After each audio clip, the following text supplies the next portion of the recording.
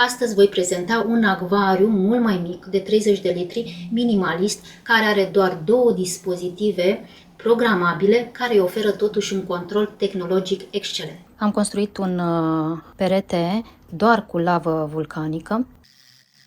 Ce mai am programabil este lampa. După cum vedeți, lumina nu bate direct. Rănitorul aici îl am de 2 ori pe zi. Aici avem priza programabilă. Și acum haideți să vedem cum arată acvariul după ce l-am curățat și l-am făcut boboc. O să vedeți că am...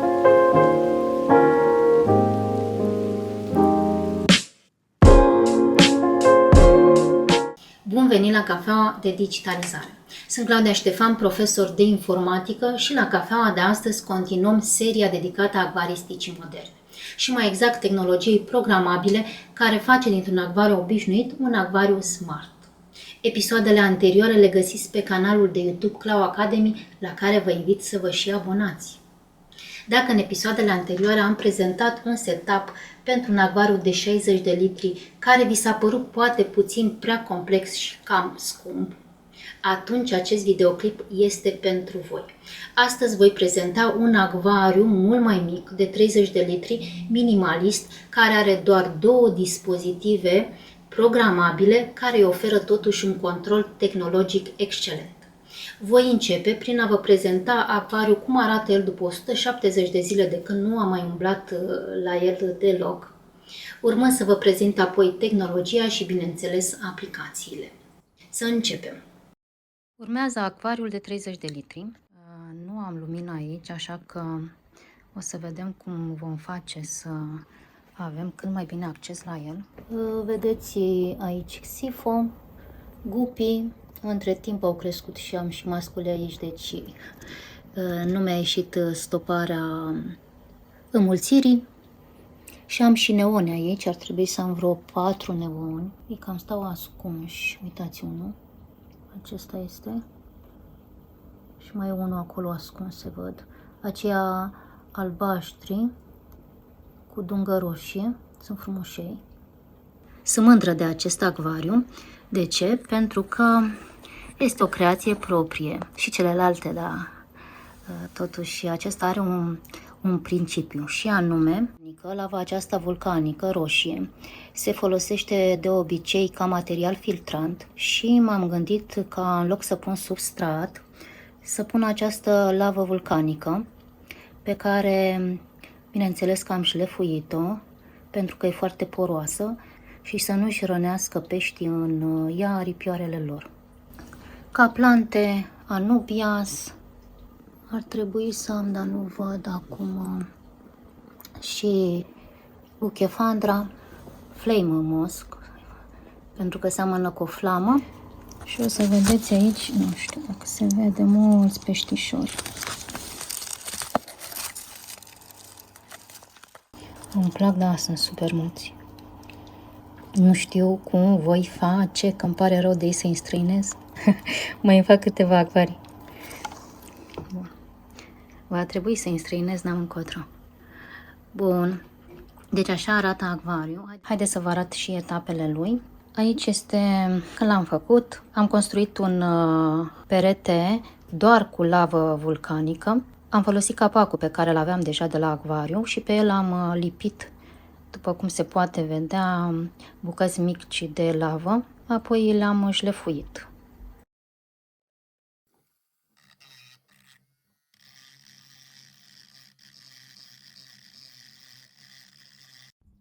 Aici îl vedeți când l-am terminat și am pus plantele, când am adăugat și peștișorii. Iar aici îl puteți vedea după 170 de zile, de când nu am mai umblat la el. De apa este clară. Sunt super, super mândră de el. Stai să vedem dacă pot să dau puțin la o parte ca să fie lumină. Uitați. Vedeți? Se cam speriară. Așa. E super clară apa. Deci, principiul a fost așa. În loc de substrat am adăugat rocă vulcanică, am făcut un perete tot de rocă vulcanică, am adăugat plante care nu au nevoie de substrat, creștere lentă, Și piesa de rezistență este într-adevăr materialul acesta filtrant, roca vulcanică roșie, și este și foarte frumoasă în contrast cu vegetația. Și aici am două plante cu rădăcinile în acvariu. Una este un crin și a doua este un potos. Ideea este ca acesta să preia prin rădăcini surplusul de nutrienți. Și se pare că au făcut treabă bună. Toate corelate, probabil. Și acum să vedem și tehnologia, care nu abundă. Deci, rănitorul automat, același rănitor ca la cel de 60 de litri. L-am luat de la aceeași firmă pentru că n-am vrut să risc, eram mulțumită de primul, așa că l-am luat și pe al doilea și chiar și pe al treilea. Acesta este programabil prin aplicație. Am aici o lampă, destul de ieftină, e cea de la Aquael. Când am luat acvariu, a venit cu această lampă și cu încălzitorul. Ele sunt ieftine și separat luate. Aquael are produse bune, nu foarte scumpe față de Cifiros. Bun, aici am un filtru, tot un no-name, 30-40 de lei am dat pe el. Un filtru extern micuț, cascadă, care a făcut față cu succes. Ce mai am programabil, în afară de hrănitor, este lampa, care e programabilă printr-o priză. Adică priza e programabilă. Vreo 7 ore ar trebui să ai maxim 8 lumină și nici aceea nu trebuie să fie foarte puternică. După cum vedeți, lumina nu bate direct. Este acest mos care o filtrează. O filtrează de-a binele la mine. O să elimin din el, bineînțeles. Și acum să vă arăt cum sunt programate în aplicații.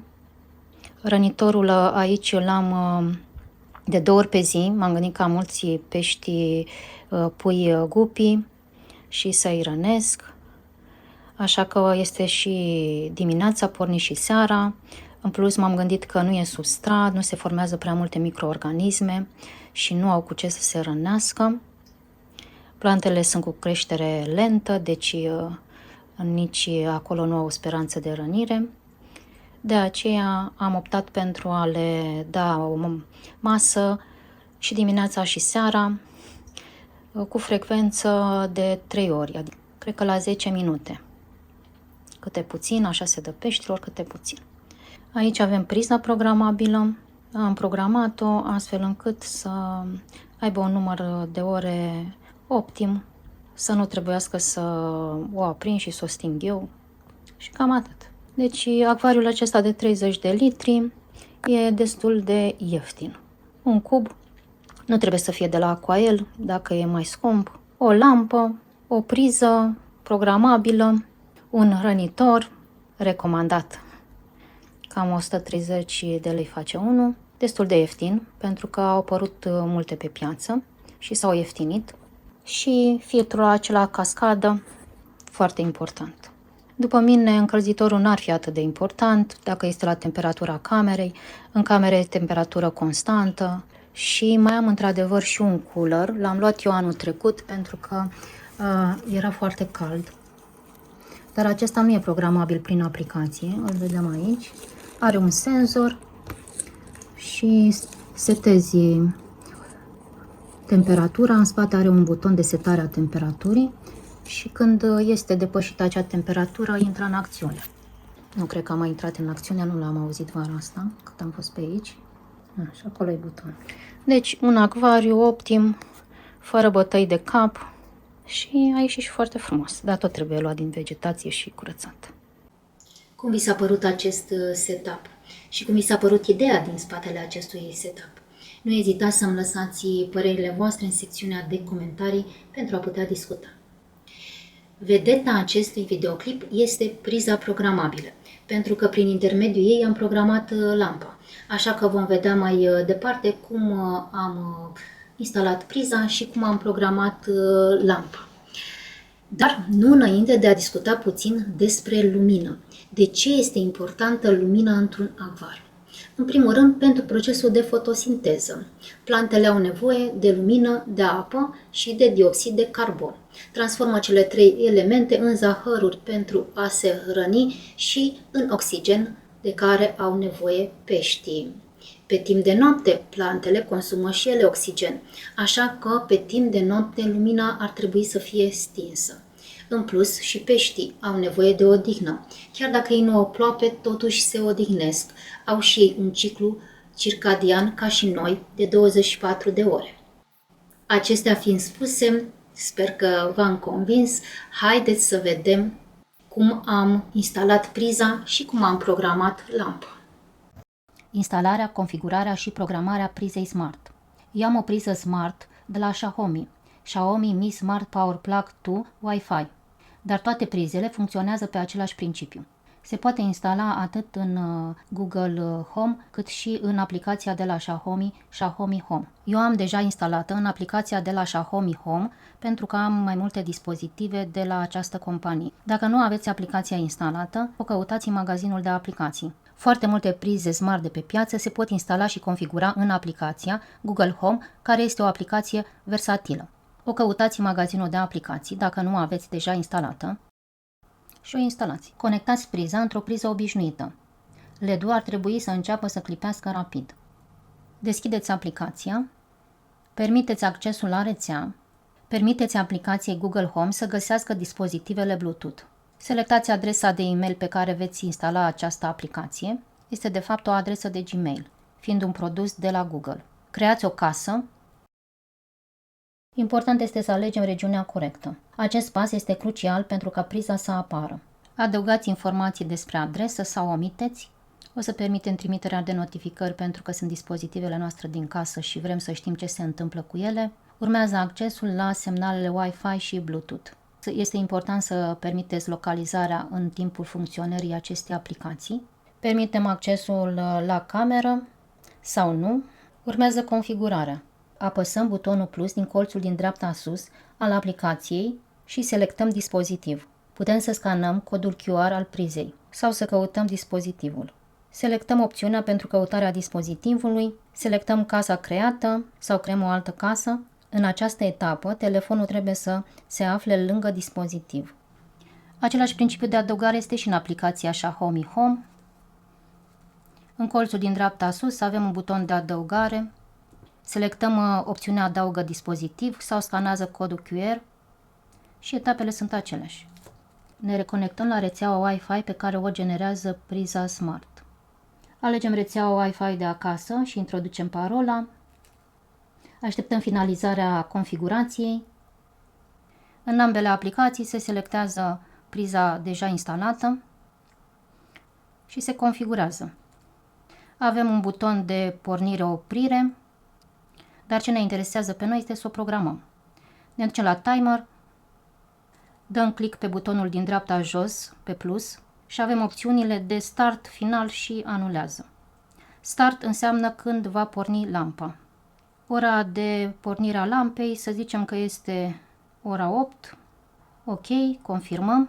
Se repetă în fiecare zi sau personalizăm în funcție de zilele săptămânii. Confirmăm din colțul din dreapta sus, de la acel check. Prefer să se repete în fiecare zi. Dăm click pe check, să se salveze. S-a salvat această oră de pornire a lampei. O putem dezactiva. O putem șterge. Ținem apăsat pe ea și se va afișa un buton de ștergere. Confirmăm ștergerea. Am programat ora de pornire, programăm și ora de final, când să se oprească, și are aceleași tipuri de setări. O singură dată în fiecare zi sau să personalizăm pe zilele din săptămână. La mine setările sunt acestea. O aprind de dimineață pentru a da mâncare peștilor și o aprind pe timpul zilei de la 1 la 19:30, când se termină și programul de hrană. Aceleași setări le găsiți și în Google Home. Principiul de instalare, atât în aplicația Google Home, cât și în aplicația Xiaomi Home, este același. Se instalează aplicația, se creează un cont, se adaugă dispozitivul și se configurează. Și acum haideți să vedem cum arată acvariul după ce l-am curățat și l-am făcut boboc. O să vedeți că am mutat sifo pentru că deja crescusă, așa că l-am mutat în acvariul de 60 de litri, pentru că mi-a părut rău de el. Haideți să vedem.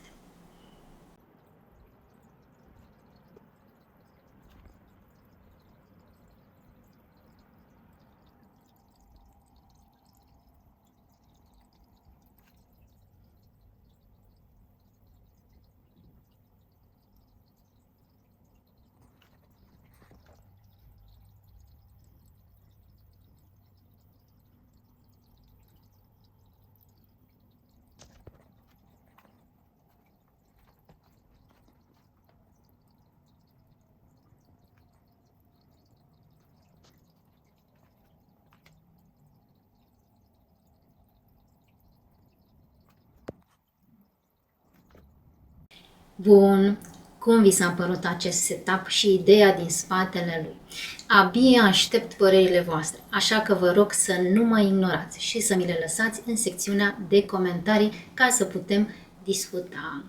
Pentru episodul următor vă pregătesc prezentarea acvariului de 10 litri, acesta care este lângă mine, care are niște pești super drăguți, pești nano, o să vorbim atunci despre ei.